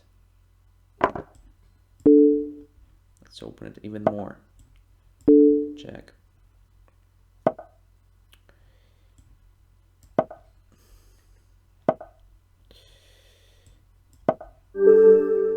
Yes. I just wanted to checkmate it. Why didn't I play queen d3 immediately? I didn't know. It was so winning. But okay, anyway. Of course, yeah, of course, immediate 94 was just much better than this c5 or something. I somehow missed this intermediate check on f2. Let's check it. So 94 or knight g4, I think the move of the same power. Queen d8, knight f2 check. Yes, exactly. So e file is controlled. So king should go somewhere on d2 or c2. After which I just take the queen and I have extra pawn for nothing. Absolutely right. Absolutely right. Moreover, the rook on h1 is hanging, so then I take the bishop on d3. I have a pair of bishops, absolutely winning position. Yeah, I somehow missed this simple tactics. But okay. Anyways, there was an interesting moment after I played d5. I think it was a dubious idea for black, honestly. So there was a simple way for white to force the following. So first, bishop takes c4, d takes c4. No, it's better to start with knight c6, okay? So to prevent this queen d1 check, but even that was good. But okay, knight c6, bc6, bishop e4, takes e4, queen d8, rook d8. Let's say this way. I think here, white should be at least not worse, but maybe even better because of this bad pawn structure. So let's say what will happen if white plays something like bishop e5 or bishop a3 move. So the point here is to try to exchange the dark squared bishops. If it is possible, then white might be even better long term. But at the moment, I think I see some issues. Because if bishop a3, let's say, I can try bishop g4. Probably an annoying move. Creating a sort of rook d1 check mate. So no time for taking the bishop on c5, no time for pushing the knight somewhere away from b1. Because the bishop on a3 is hanging. So if f3, I just take on a3 first and then I take on f3. That's the problem. So I'm not sure. Maybe not to exchange queens. Maybe queen h5 here deserves attention. Attacking my bishop c5. Exerting some pressure. potential pressure on my g7 maybe. And then the same, so just completing development and trying to prove that this damaged pawn structure is a drawback for black, serious one. Yeah, looks interesting. Looks interesting. Another interesting idea is to play bishop a3 here. Might be also working. Not quite sure because, well, a lot of weakened things, but might be working. For example, it works perfectly in this line. Takes, rook d8 check, king c1. So no ideas connected with bishop g4 and checkmate on d1, which means that if I take on a3, then knight takes a3 and knight is better in my opinion than this bishop. And if bishop goes away on b6, well, you're gonna keep playing like knight c3, attacking e4, knight a4, and then c4, c5 at some point, just imprisoning my bishop. Bishop on b6 is also not that cool, to be honest. So something like that. So just damaging the pawn structure and trying to get use of it. Yeah, that was interesting. How to play with black? I have no idea. So I should learn it. Anyways, let's keep playing. Trollfjord Paddler, accept. And probably I will play this one and two more. And yeah, I think we will have a lot of time for 3, maximum 4 games, okay? So knight f3, knight f6. All right, Petrov defense, right? Petrov defense. Petrov defense.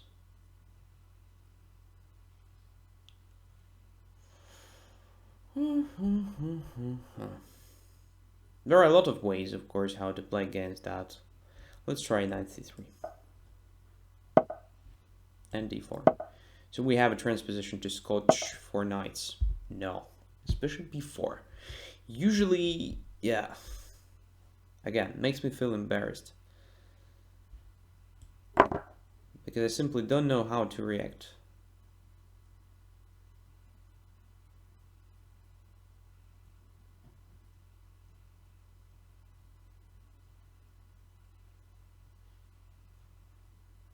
So I think after d takes e5, there is nothing already. Black achieves even a slightly better position after that. Maybe not slightly, maybe simply better. I don't know. Let's see. So queen d3 is possible here. Protecting the knight on c3 and attacking the knight on e4. Then d5 will be, wow. It's a 9. It's really a 9. d5, e6, knight e6. Yeah, black is just perfectly developed. Everything is on the right place. Let's play bishop d2. But that's stupid because, well, after giving up the dark squared bishop, I don't think I'm so bad. This should be not that bad. I was more worrying about knight takes d2 actually, and playing with a pair of bishops. Having these bad pawns, yeah, it's also not very inspiring, but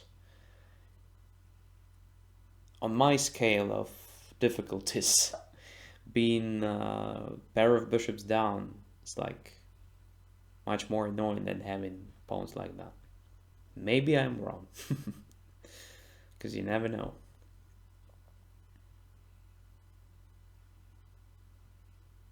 Okay, queen d5 looks strange, but playable.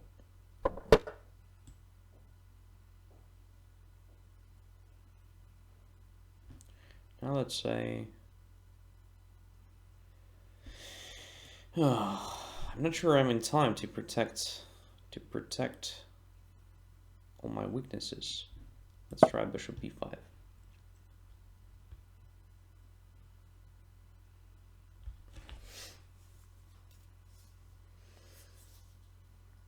So to say truth, I'm trying to equalize here. So I'm not trying to grab the initiative or something, despite my moves might be looking active. So my point here is to try to equalize, because black is better now. Black has concrete object of attack at his pawn e5. I have concrete long-term disadvantage, my pawn structure, on the queen side. So I try to equalize. If I castle, sure, then probably simple knight takes e5 is absolutely playable. So in the end, black will simply capture on e1. That is very bad for me.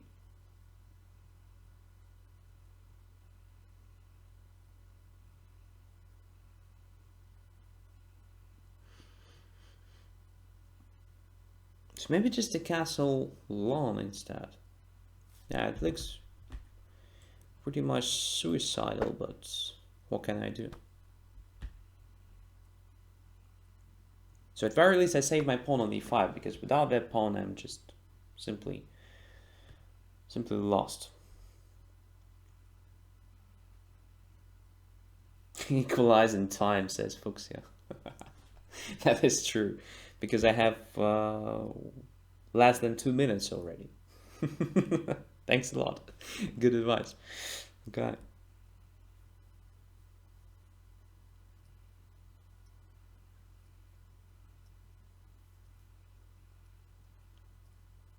Queen a3, okay, king b1, so what?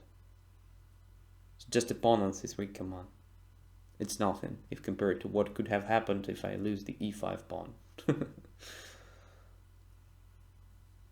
Wow! Castling long! Yeah. Made a right big splash. Everybody says, what is that? Come on. Well, if black would have be the owner of the dark squared bishop, probably I would be also very skeptical about castling there, but since there is nothing seriously wrong with dark squares, everything is more or less fine. Now I take on c6, another move which looks strange maybe, but yeah, actually that was a mistake for me.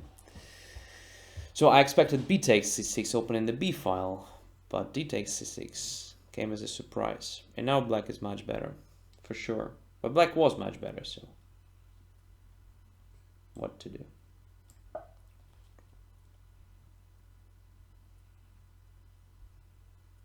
Let's try to create at least some threats. Of course, this position is already lost for me.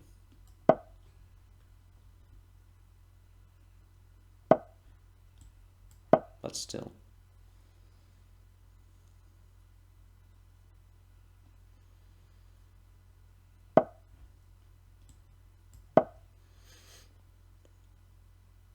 I'll just keep playing.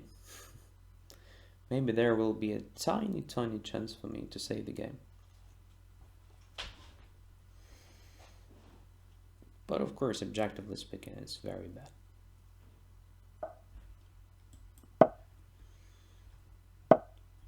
Oh, let's take it.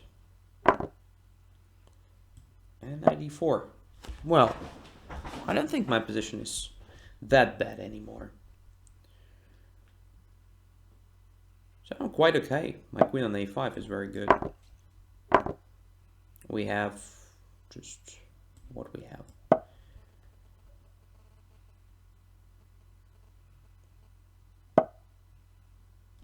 We have the heavy pieces endgame or something like that. Let's go away from potential checks.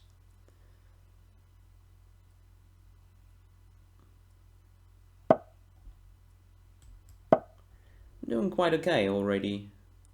Maybe I'm even slightly better maybe. But the time, yeah, the time is a big issue here, of course. I have only 30 seconds. Yeah, black definitely lost the track somewhere, and now I win the queen. Yes! This should be winning, regardless of the situation on the clock. Black was probably too excited, yeah, because, yeah, position was definitely much better for black. But not all the time, not all the time. So after I managed to play this knight e4, I think I'm not even worse anymore. So I'm just a guy controlling everything. Yeah, so I have some weakened pawns, but black also has a lot of weakened pawns. So I think it was winning somewhere here. I mean, strategically winning somewhere here. So queen a5. Yeah, let's keep. First of all, of course, I want to say a few words about queen a3 move. So queen a3 was playable. That's not a secret. And after that, even queen c3 was probably playable. But look what black does. Black does everything but developing the pieces. It can't be a good strategy. So look, my queen on d5 is just a monster. I have much better development here. Yeah, so I can play bishop c4, let's say, attacking f7. There will be a big problem with protecting f7 very soon. So rook d3 is coming. So there will be just a crushing attack or something very close to that very soon. So grabbing such a pawn on c3 is just a bad move. So a6 was absolutely correct in my opinion. And my decision to take on c6 was absolutely wrong because I was somehow focused on only b takes c6. And if b takes c6, opening up the b file, which looks very, very good for black at first glance, I just play queen a5 and come on, I control everything, I think, with my queen on a5. So we have something very close to typical Scotch pawn structure, except for, of course, my bad pawn structure on the queen side. But queen on a5 is doing very well here. So it's blockading piece, very nice one for rook's pawns, by the way. In general, it attacks c7, it controls a3, c5, all important dark squares here. So I think white is at least all right here. But d takes c6, that is exactly what I missed. So d takes c6 makes bishop c6 absolutely wrong. So instead, I should have played 100% bishop c4. Black can't take on e5, I take on e5 and take on f7. But probably b5 is a good idea, just attacking the bishop. Bishop then goes to b3, and let's say bishop to b7 looks interesting, but then queen takes d7 is possible. So position is still not that clear. Maybe a5 is a good idea here. Just creating a concrete threat of a4, sacrificing the pawn on b5, but then completing the development after bishop a6, then a4, queen a3, yeah, looks very nice. Maybe white has some concrete counterplay, but no, knight g5 is not good. Knight g5, just queen g5, so I don't have the time. Maybe I have to play a4 or something like that, and after b takes a4, bishop a2. So then queen a3 is just a check because of king d2, and f7 is hitting, so I have some tricks connected with knight g5, something like that. Yeah, so maybe something like that. But bishop c6 is definitely wrong, so bishop c6, d takes c6, queen goes to a5, bishop e6, yes. The bishop against the knight, first of all, much better pawn structure, and so on. But then black started playing strange moves. So what could be the plan here? What is interesting is that it could have been something like just exchanging rooks. I think even that was quite good. Another idea was to grab the e5 pawn somehow, maybe just to play bishop g4 immediately. By the way, also interesting move, creating concrete threat of taking the knight, taking e5. If I play rook e1, you can keep damaging my pawn structure, so just bishop f3, g takes f3, and so on. A lot of different ways. But definitely not like that, like simply blindly pushing pawns there and so on. Here, by the way, queen takes b4, why not? Queen takes b4, t takes b4, bishop takes a2, extra pawn. Absolutely normal way of doing the things. c5, so after b6 I should have played queen a4, not b4. c5, okay, queen a4, b5, queen a5. Here I was already more or less satisfied with the position, to be honest, because black did no progress at all. So black pushed the pawn but only weakened some squares, giving me some chances long term.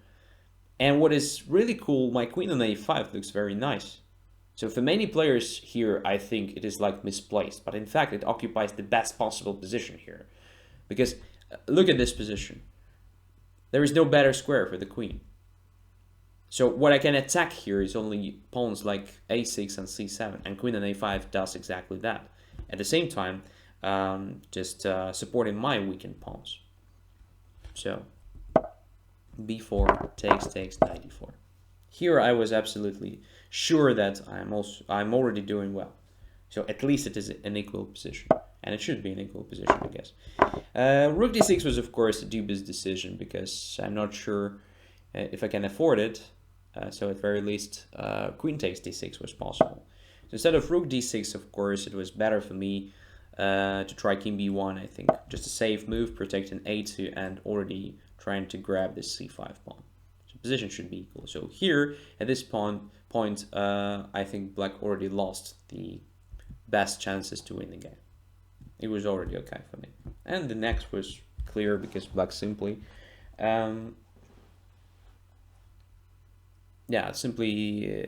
blundered the queen. That's the problem. Okay, let's keep going. On my cane or something like that. By the way, we have never played. But he has the same picture, profile picture, like one of the players I've already played several times. Let's do it.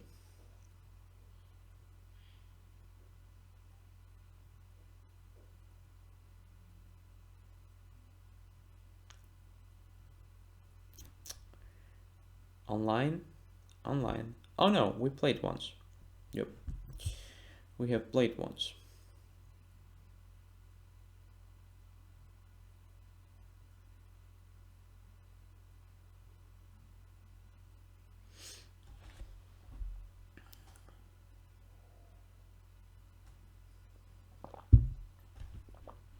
Oh, no response. Okay.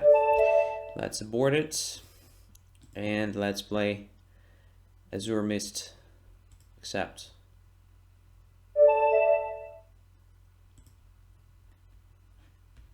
And I'm playing with black. Let's go. Let's go, my friend. e4, e5. Knight f3, knight c6. Bishop c4, bishop c5. And what is that? Italian game. Yes. The slow Italian with the c3 and d3. Very popular nowadays.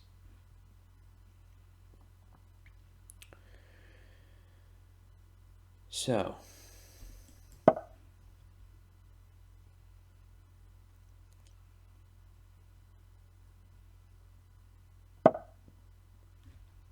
and castles.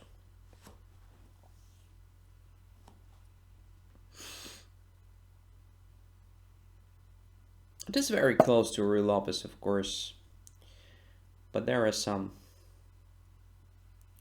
features. Well, knight to f1. Can I just play knight g4, attacking f2? Let's say knight goes to e3. I just take on e3, and then position becomes quite simplified. d5 is also an idea here, but I already played d6. It doesn't make big sense. It's knight g4, knight e3, knight e3, bishop e3. Takes.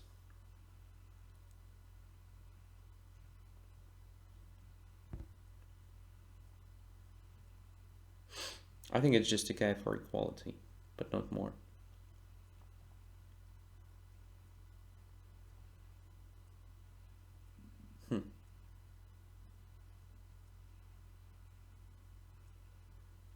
Interesting position anyway. d5? No. I don't like playing d6 and then d5, so for playing d5 it was better just to keep pawn on d7.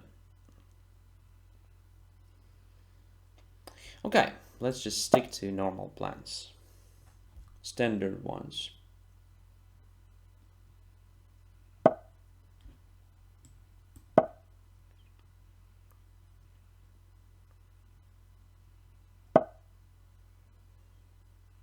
What? Really? Okay, let's grab the guy. Rook on a2 should be a bit misplaced.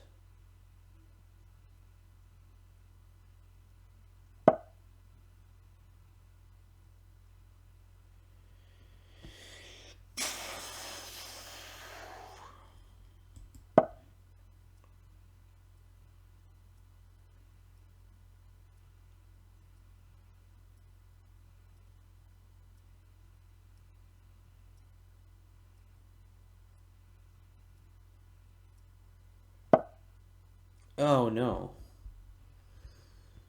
I mean, oh yes. Because this weekend's b4, it can't be good.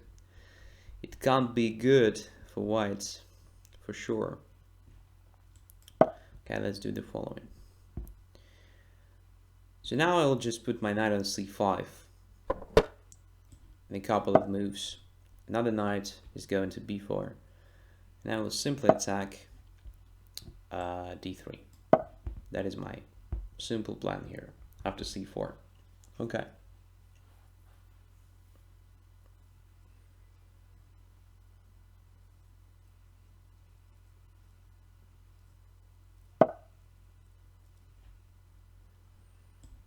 Well, really. My b4 knight c5, so now white will have two weaknesses, d3 and b3. And black has no weaknesses at all. Should be gradually winning position strategically.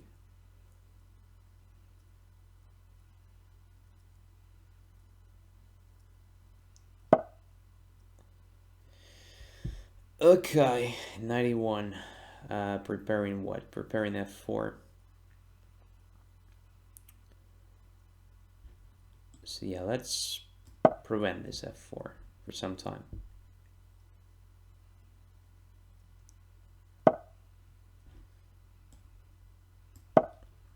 And now I want to play g6. At some point, just getting rid of this annoying knight f5. I have to be careful, of course, with this g6 because at some point it might be leading to sacrifice on h6. Okay.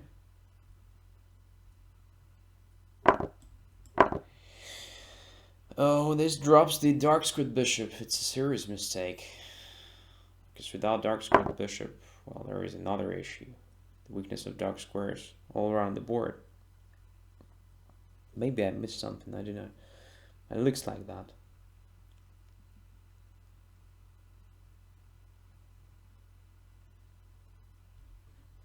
So f7 is not a big deal. Let's activate the rook. Because one rook is already normal.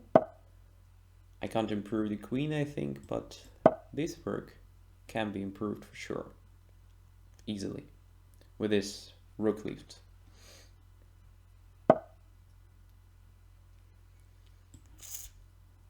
Okay, let's put the rook on g6.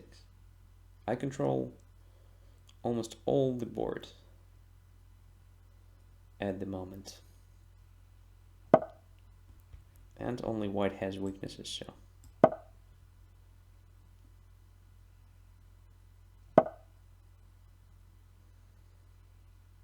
Of course, I consider my position almost winning, but I can play g6 now.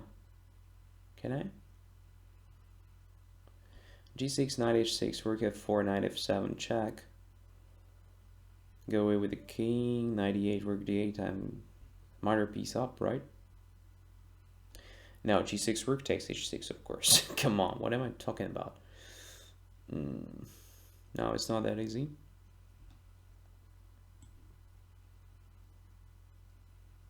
No, it's also stupid. Okay, let's do this move.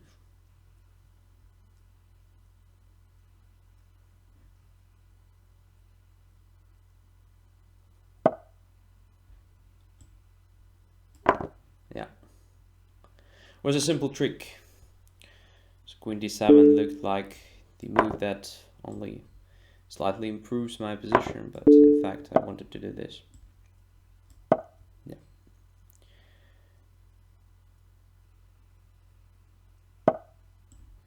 Now with these two great minor pieces, should be easily winning, but now it's another mistake. So it's just an absolutely winning position with an extra minor piece.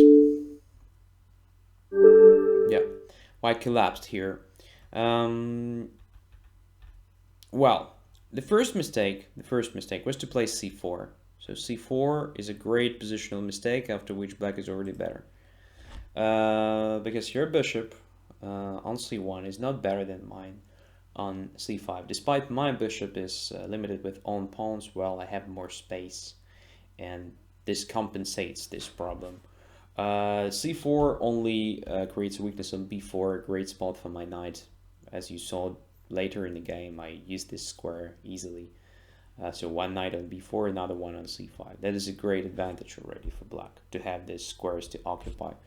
So instead of c4, it is much better for you to simply keep the tension. So instead, castling and the same plan. So trying to do the same, but without playing c4. Also, it wasn't that clear for me what happens after b4. Because if my bishop goes away, let's say, bishop e7, there is a b5 move. A b5, a b5, and your rook on a2 is protected. So you may take on a2, queen takes. When that goes away, you just take on e5 or d4. It's definitely not good for me. So I'm not sure. Maybe that was just a mistake for me to play d4 so early. Yeah. So b4 deserves serious attention. c4 was a great mistake. Another mistake was when you played f4 in this situation. So I just grabbed the bishop. Without a dark square bishop, you can forget about the attack on the king side. It's no longer any dangers or something. Yes, you have a knight on f5 at the moment, but sooner or later it will play g6. So long term, yeah, your knight is not that dangerous. And look at the weaknesses, right? b3 pawn is weak, d3 pawn is weak. Again, long term, it's just an absolutely lost position for white strategically. So what black can do, should do here, is just to fix minor issues. So to neutralize the activity of your pieces on the king side, and that's it, and you are lost.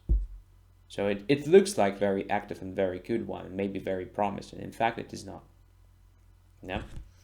So two main mistakes in this game. Two main mistakes, but as for everything else, well, it was okay. Very, very decent level. Thanks for the game. Okay.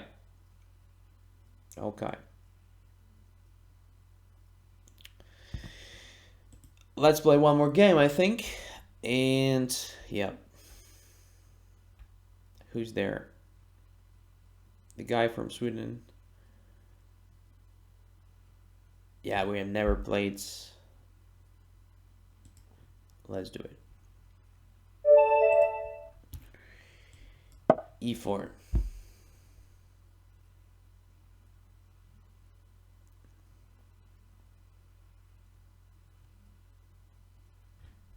Are you still online? Mamamoo Ededu. Yeah, Zermist. That was a decent game, of course. Of course.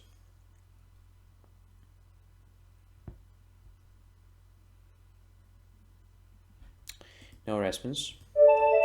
Okay. The next. Oh, sorry, not here. Here. The next, Miguel Angel Rodriguez, Puerto Rico. Let's do it. Accept.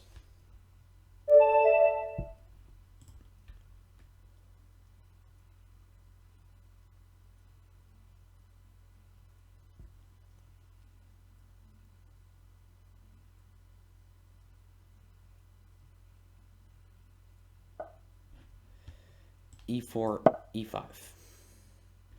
So the same, maybe. Maybe the same. Maybe something else.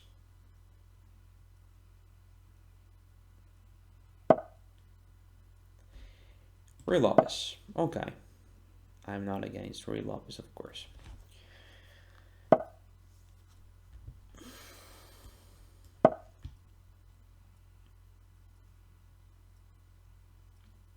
So the guys, do not forget to become premium members.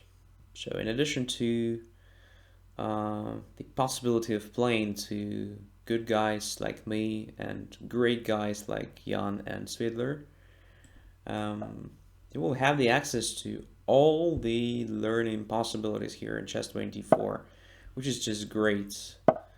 So all the premium shows, all the series of videos about openings, endgames, middle games, about everything.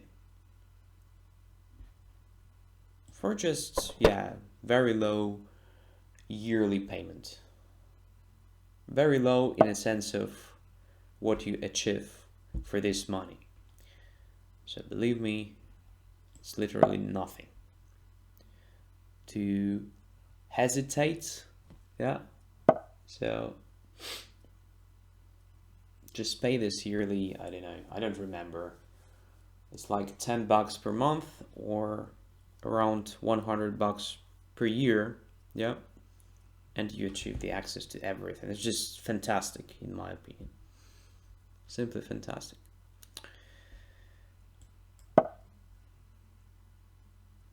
And yeah, so if you will promote your account to the premium one quickly, you will have a chance to watch the next training Tuesday live.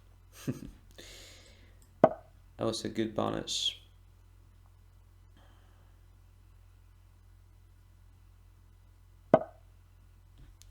Where we will probably discuss one of my recent games in details.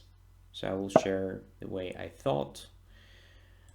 I will share some psychological tricks and tips as well. So constant followers of my Training Tuesday show can also tell you a lot of interesting things about that. So just ask, let's say, Kramnik Student, Migtal, Trollfjord Peddler, Zweihochsechs, and so on.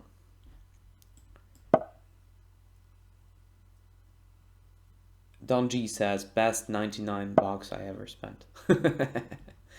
Very nice. Very nice. Okay, so here we have quite typical situation.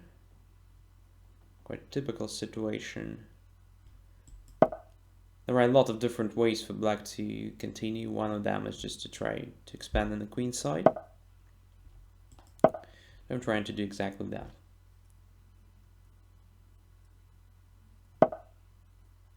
And b5 is hanging. That's an issue. That is an issue. Okay, let's protect it.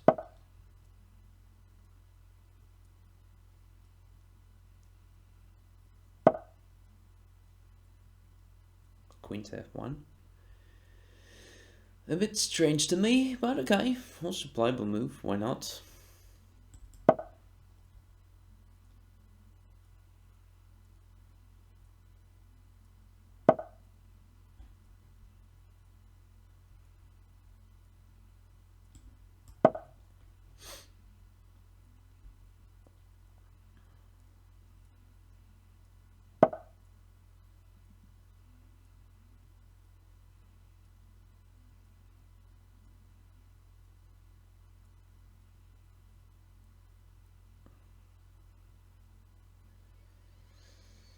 So b takes a4 is now maybe a threat, maybe not, because c3 will be hanging.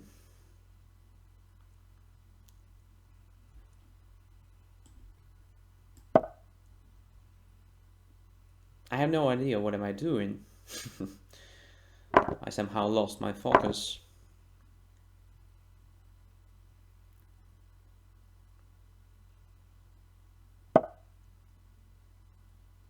And probably white is already better. But still, let's keep trying. Check.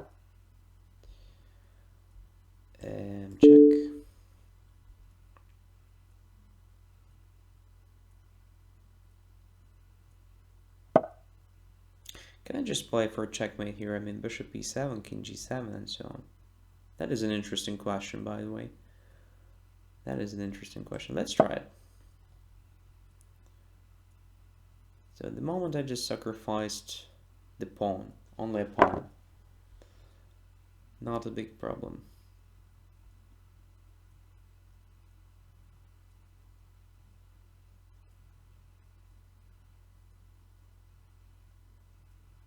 Just king g7 or what? King g7, bishop d7, rook to h8. At least knight h5 is there. Okay, let's take that.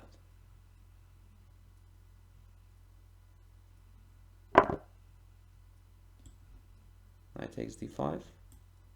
Or just king g7 again. Not sure what should be played here. Let's take the pawn with the tempo. Maybe king g7 was better. Don't know.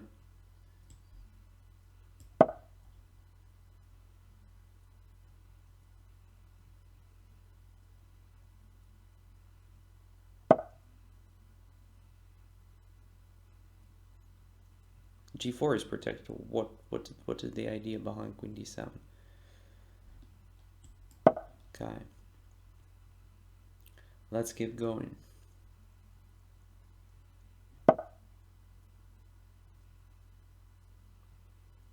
We're closer and closer. Bishop e7 is protected, so why not?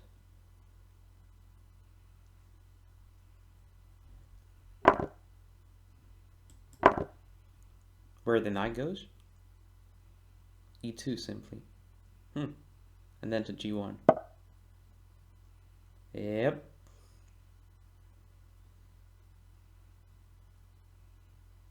Just missed that.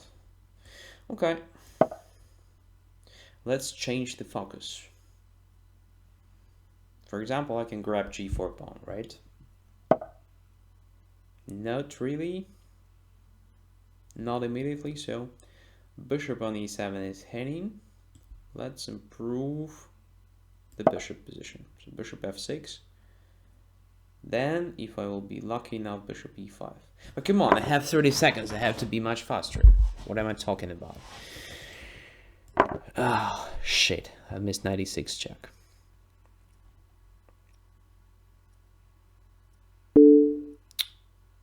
Yes, that is painful.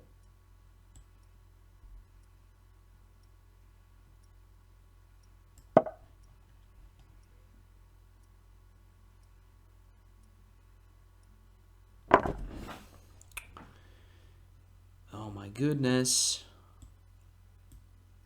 That is just lost position. I don't know what to do here.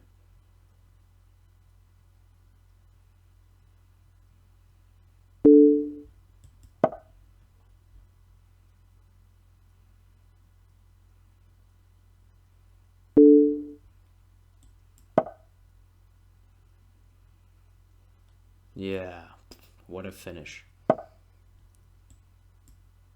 Another great move. Rook h1, and I can't prevent it.